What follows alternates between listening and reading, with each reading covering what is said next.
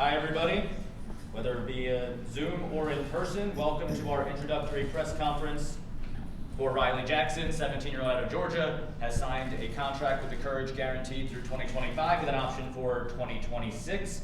We're excited to welcome her. We'll have each coach, Sean Nahas and Riley, make an opening statement. We'll open up to questions here in the room, then go to questions via Zoom. If you have a question online, please do raise your hand digitally so I can see you, and you'll be called upon in that order. So let's get things started. Riley, first of all, welcome to North Carolina officially. If you could, tell us what this means to you and what this moment is. Yeah, thank you. I'm just beyond excited to be here. This environment is the best in the U.S. of what I've experienced so far, and seeing this jersey with my last name on it just makes it even more real, and I'm super excited. So. Sean, you've had a chance to see Riley in some trainings and through youth national stuff. What does she bring to this team, and why are this club so excited to bring her in? Yeah, I mean, my first experience with Riley was myself, Nathan, actually, and Vic were in the U15 camp before COVID, and we knew at that moment that there was something special about her talents and the way she saw the game.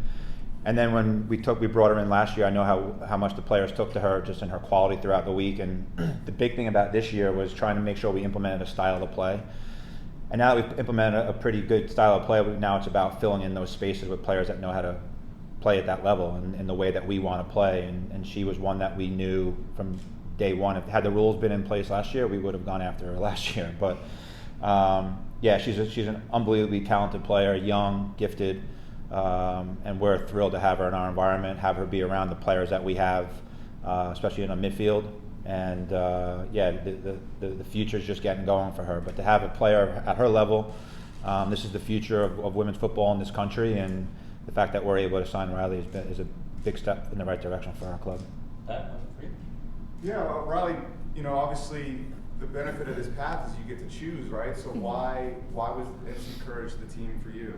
Yeah, I would say I've trained here twice now, and the second that I stepped on the field, everyone was super welcoming. And the second I stepped off, I wanted to get right back on. So I think just knowing that I was always going to be challenged, the style of play is perfect for me and the way that I like to play.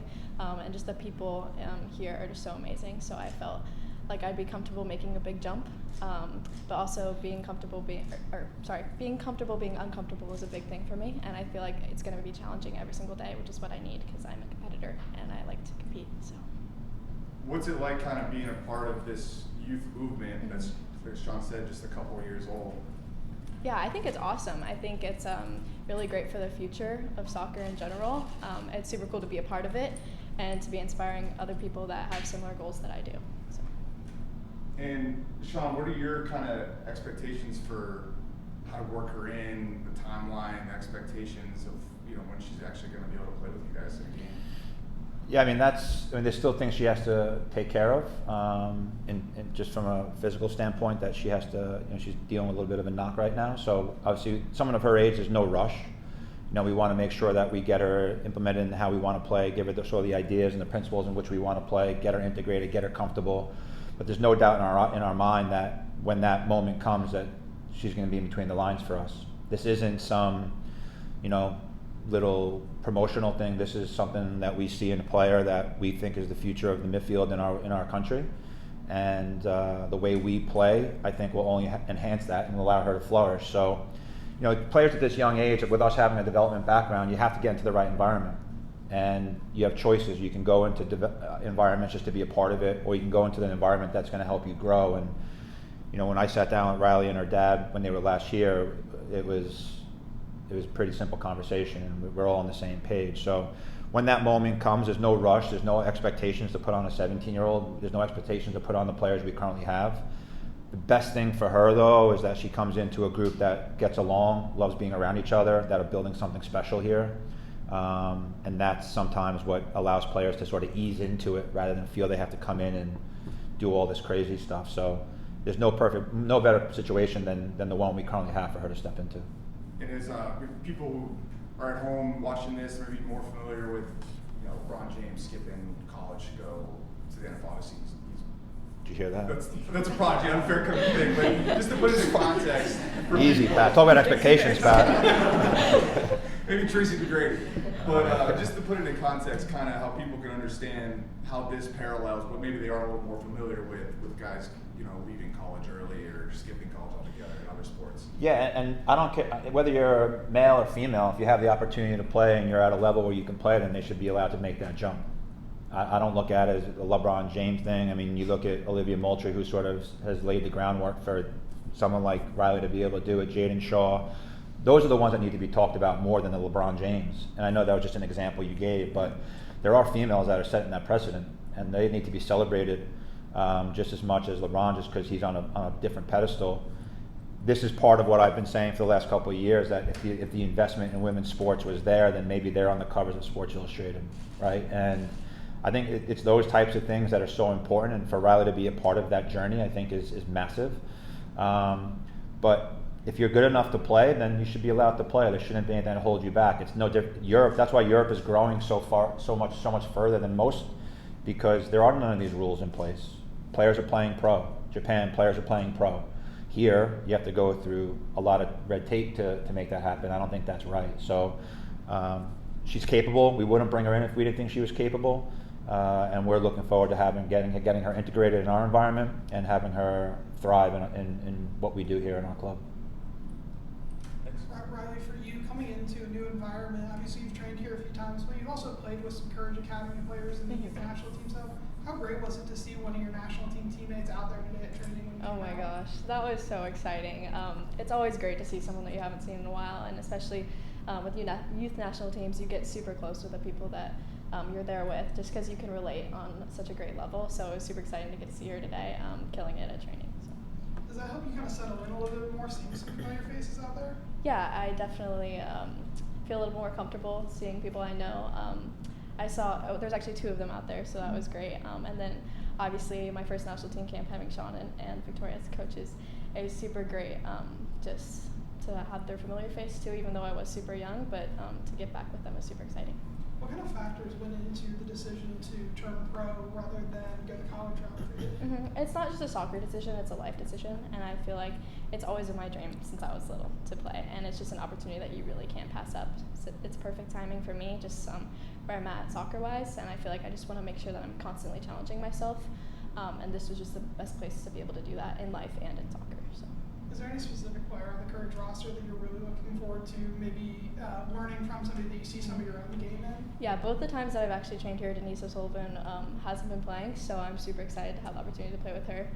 That's going to be super fun. And then obviously Caroline from Brazil too. Getting to watch them in the World Cup has been fun too. So, but everyone's great. All right, we'll turn it over to Zoom. Victoria, I believe you had a question if you want to get things started. Hi, welcome to Carrie. It seems like one of the big strengths of the North Carolina Courage is their ability to develop those younger players. Is that one of the big factors that went into deciding to play here? Yeah, I would say so. I feel like every single training session that I've been a part of, I feel like I've gotten a little bit better each time. So that's the biggest thing for me. I want to continue to get better and to continue to be pushed. And I feel like just the style of training sessions and the intensity and everything that goes into every single day is perfect for me to be able to reach my goals in the future. Thank you. Maddie, go ahead. Hey Riley, so I kind of wanted to hear a little bit more about how you feel like your playing style is going to really mesh well with what the Courage has done and how they've been able to kind of incorporate a lot of depth in the midfield. Mm-hmm. Yeah, I would say that I love to pass. And before you really get into every session, they warm up with technical work, passing patterns, and that really makes me, I feel like it brings out the best in me. And just watching them play, they play like no other team in the WSL, just being at games, and their style of play, the way that they connect with the midfield instead of skipping the midfield, and the way that they combine getting into the attacking third is really special, I think. So I'm super excited to be able to be a part of that. And Coach, to follow up on that, you already kind of mentioned it a little bit, but how important is it for you to kind of look a little bit longer term with a contract like Riley's and be able to continue building the depth that you guys have already built well established at midfield?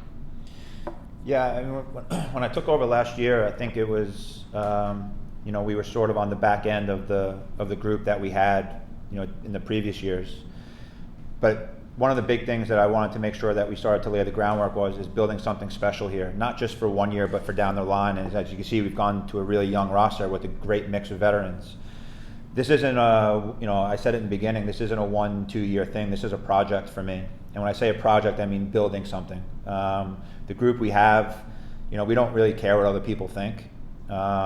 We are doing what we feel is best, and I say that from top to bottom within our locker room and the way they compete and the way they play. And, to have people talking about us, meaning the players more so, and the way we play and the notice that we've gotten, I think that's a credit to the players and the work they put in every single day. But this is about, leaving this place in a better place than when we got here. And if I'm able to do that with the rest of the staff, then we've done our job. This isn't about winning this year. This is about creating something special that we can look back on in 5, 6, 7 years and say we've done right, and we've built something. We've built a club. We've built a setup and a system to develop players. And for years, you always hear people say, oh, once they're past 15, 16, you can't develop them anymore. I got about 10 players on our roster that will tell you that's not true. So what we do here is different. It's special. It's not for everybody, but there's a reason why we're playing the way we do, and that's full credit to the players and the players we have in our locker room. Thank you. You're welcome. Alicia, go ahead. Thank you very much. Thanks for your time, both of you. Congratulations, Riley, on the deal, turning pro. I had a question for each of you about sort of off the field matters related to this. Riley, I believe you have another year of school ahead of you, so I'm curious about your plans for juggling that last year of high school with, turning professional and embarking on your career, and also kind of settling in, off the field.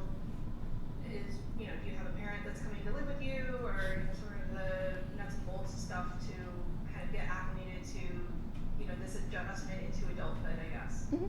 Yeah, I would just say first things first, I've had an insanely good support system throughout the years, and I've learned a lot of life skills about how to manage time, how to balance school, how to balance soccer, because it is a lot. I actually turn 18 in December, so my parents will be with me up until probably then, and then we'll work out details after that. But I do think that the people around me, especially here, are going to really help me have a smooth transition. Balancing school shouldn't be hard. I've missed a lot of school in the past, so I know how to deal with it, and my teachers at home are really, really, really understanding, and they're super excited for me too, so that's helpful. So are you going to be doing like a remote school with your district in Georgia then? Yes. Okay, that's great. And then Sean, related to that, as far as the club is concerned, obviously having a player who is under age is a little bit of a different situation, and providing additional support systems for that player is important. It seems a little bit like in this league we're kind of still in the Wild West as far as implementing some of those policies, but I'm curious if you can share some of those details about providing those support systems for Riley as she adjusts into turning 18 and finishing school and getting going on her pro career here. Yeah, and I've talked about it the last couple of press conferences as well, is this is deeper than, what we've built here is deeper than just the coaching staff and players, right? It's from front office all the way down, and the things and responsibilities that we've put in place and roles that we've filled. But it's also the backroom staff that we have around our players every single day. KP and Jess and Matt and Lexi, the support system that they give to our players and making sure that they're well taken care of, whether it's whether it's the food, whether it's making sure that they transition properly and they settle into their apartments and furnishings, there's no things that the players, whether it's Riley or players coming from Japan, that they have to worry about. It's all taken care of for them, and that's what helps settle them in.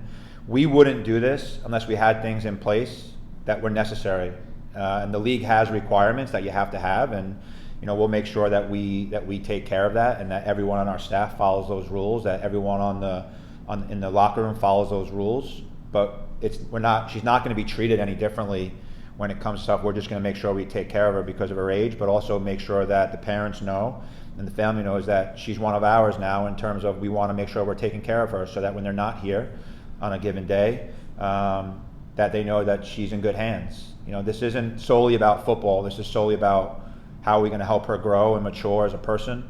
She's already mature beyond her years, but we want to make sure that we're doing right by her. And we know there's going to be a lot of ups and downs, but things are in place within our club, whether it's Nicole from our culture department, or Lindsay with our HR department, or Francie. There's plenty of people here that are going to be a support system. This isn't solely about football. And if there's days where things are, a little bit tough, then we'll have the people in place to make sure that we help her get through it. Because we know we want this to be an experience for her. But I'd probably say the best thing is that we have unbelievable players that can help her manage that as well.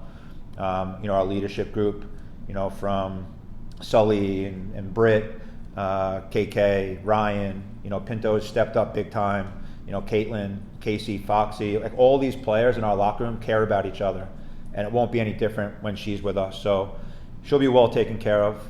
But I think the biggest thing is making sure that we don't put any added pressure on her that she may put on herself.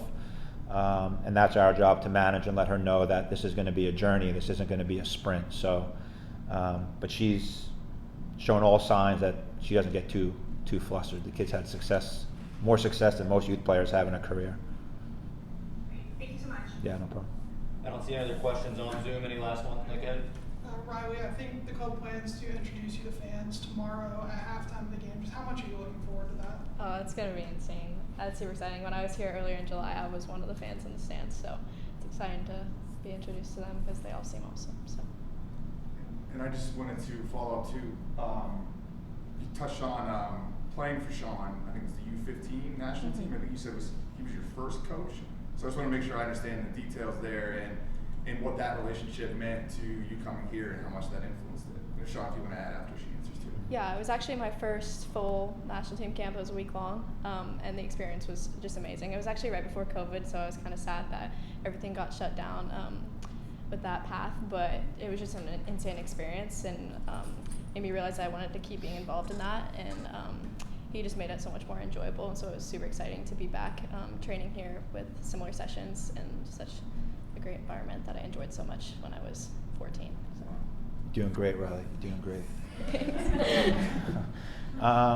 Yeah, look, I think as a coaching staff, your number one objective is to identify talent, right? And when we did that camp, that talent was sort of given to us because we were just coming in as interims at the time. But when we had her in, she was one of the few players that we specifically talked. That whole pool is different now than what it was with that particular camp. It was sort of an ID type camp. But being originally coaching with NCFC youth or Castle at the time, when we played against her when she was at Concord, and the top teams that she had or she was with when she was in Atlanta. So we knew about her. It's one thing about coaching her, and then there's another thing about coaching against her. Two different things. But the talent is simple. When she was here last year, she fit in like she's been with us for 2-3 years. The way we play suits her. If this was 5, 6, 7 years ago, maybe not, because of the way we played and the personnel we had. So, as part of coaching staffs, our job is to make sure that we're putting her in an environment. If it was 5, 6, 7 years ago, we probably wouldn't have done it. It wouldn't have been fair to her from a development standpoint. But yeah, look, like I said, she's around some of the best midfielders in the league. We play a certain brand of football that we believe in, and that's what's encouraging to us. And to have such a young group around her, I think is going to be unbelievable for her.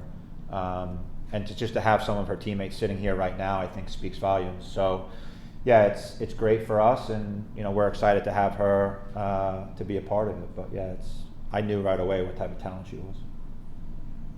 All right, I believe that wraps up the questions portion.